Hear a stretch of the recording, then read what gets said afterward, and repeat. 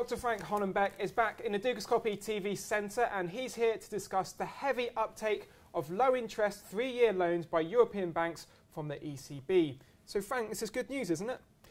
Well, we have a situation where the ECB has decided to be a lender of last resort for banks, even though it's not going to be a lender of last resort for governments. It could have done it directly, okay? But that would, according to the ECB, would have been illegal, so they're doing it indirectly. There's really not much of a difference by creating money out of thin air to purchase government bonds and creating money out of thin air, lending it to banks so that they can purchase government bonds. The take-up was 500 billion. Most of that is going to be to alleviate the problem that's occurred by people pulling the money out of banks. Also is going to alleviate the short-term money problems that banks are having. However, I doubt very much that banks are going to be turning around and purchasing long-term government debt. We can see that they've been purchasing short-term government debt. We saw that in the case. It's real easy to borrow 1% and buy a 3-month Spanish bond at 1.7%. I wish everybody would offer me that, especially with dodgy capital that the central bank is accepting now for these particular loans. To be able to move forward, we need to know how we got into this mess. There's a great book by Philip Backus, which is called The Tragedy of the Euro. And he explains very clearly how we got into this mess. And the way we got into this mess has to do with the way European monetary policy was followed since the inception of the euro. Basically, we had a situation where the ECB basically lent money to banks on top-graded collateral. Okay? In other words, a bank could deposit with the ECB a high-quality bond from Germany or France or Greece, and in turn, they would get cheap money from the central bank, which would then turn around and lend it to the housing sector near Madrid. Okay? The problem with this is that it gave a great incentive for banks to use your deposit, okay, to purchase these bonds. Okay? So in other words, there was an enormous amount of demand for these bonds, which caused interest rates to be much lower than they otherwise would be. Well, low interest rates is just like you. If I make something cheap, are you going to buy it? What governments did is because of low interest rates, there was enormous incentive to issue bonds. So if you really look at the real cause of this problem, it has to do with the way monetary policy was followed by the European Central Bank. In other words, what they did is they created an environment, okay, where banks were purchasing these bonds, and it induced governments to issue these bonds, and that's why we're in the mess we're in today. Now, what's happening is we're doing the exact same thing. In other words, the reason we're in this mess is the exact same thing that we're doing today. Okay? In other words, the ECB is giving cheap loans on now dodgy capital, okay, so that the banks can increase their position on dodgy debt. Okay? Now, like I said, is something that's really bothering me in all this is that we're basically telling banks, be careful, you know, raise your tier 1 capital, take less risks. But it's okay, you know, you can take more risk on government debt. Those are not really risky. Well, saying those are not really risky, that's basically like closing the barn door when all the horses have left. Or like the captain of the Titanic basically saying, oh guys, please don't hit any more icebergs because, you know, we can't hit another one. Things could go really bad, okay? Is the barn door, it's too late. People have already decided that these are risky bonds. Okay? There's no way governments are going to be able to turn the mentality around and say, no, these bonds are fine. They're actually not risky. You can keep investing in this. It's not going to work. It's over. Okay? You've got to put that in your mind. It's over. Okay? You got to do something else. And I think that's very important to know.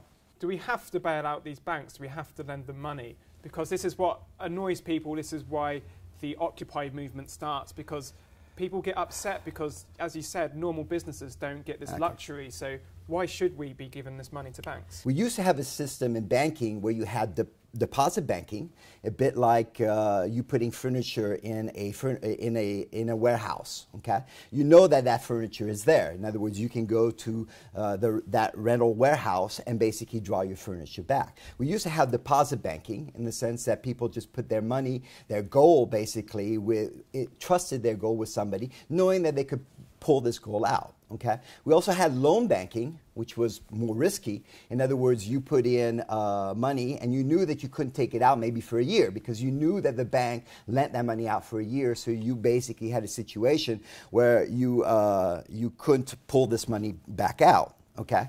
What happened in this 18th century is that we made the mistake of merging deposit banking with loan banking. And what it did is the people who were doing loan banking, there was an enormous amount of incentive to take deposits and loan them out.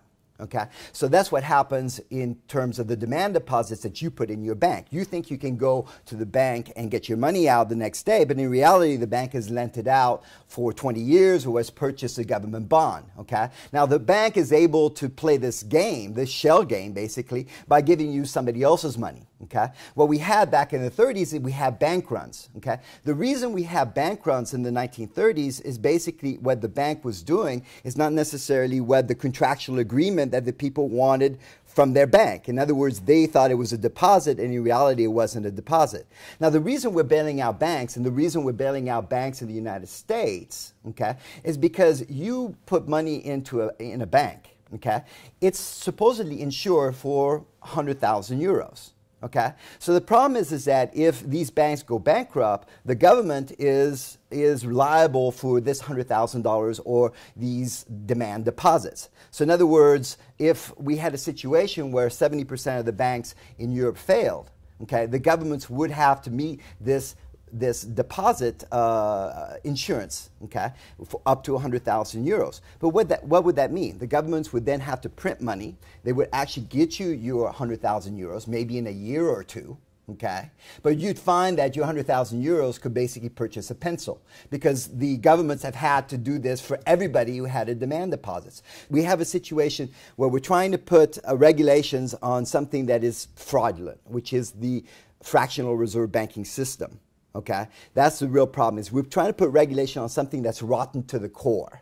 Okay, that's the real problem. And what we need to do is the type of regulations we need to put in Europe and in the United States is we need to separate deposit banking from loan banking and then require the banks, okay, that the duration of their liabilities are equal to the duration of their deposits. This was common sense banking back in the 17th and 18th century. We've gotten away from common sense banking, okay? And that's the reason we have a situation where we have one industry, the banking industry. We don't have a problem with the auto industry. We don't have a problem with the insurance industry. We have one industry that's basically causing the entire world to get near a calamity. That's the real problem we have. We have to separate deposit banking from loan banking, and then that ultimately will be the solution that we have to this particular problem.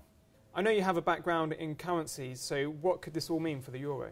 Well, the quantitative easing, and I must admit, this quantitative easing is at basically the same level that we saw in 2008 with the U.S. Central Bank.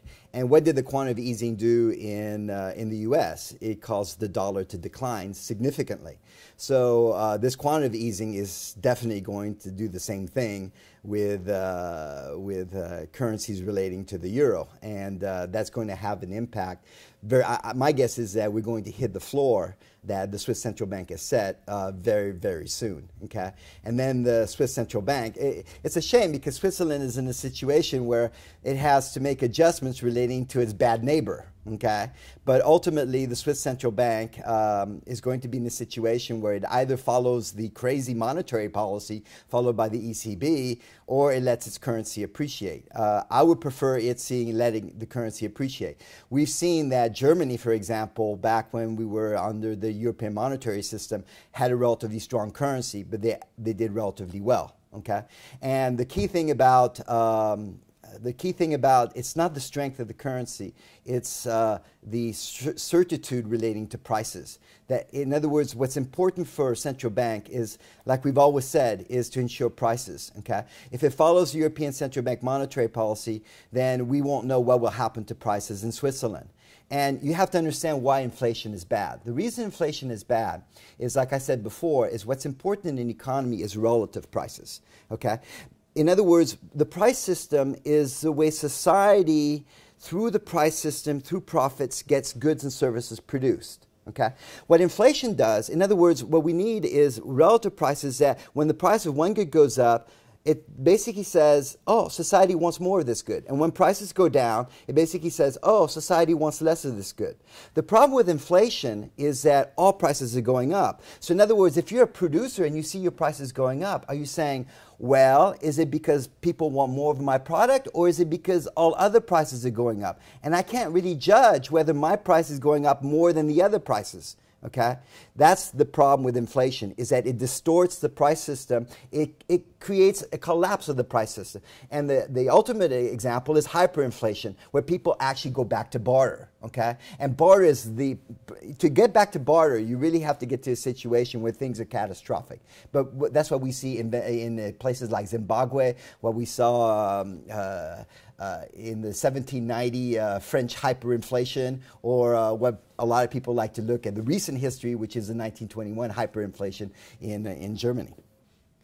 Okay, thank you, Frank. Dr. Frank Hollenbeck will be coming into the studio on a regular basis in the new year because he's getting his own show, something which we're very happy about here on Dukascopy TV. But for now, goodbye.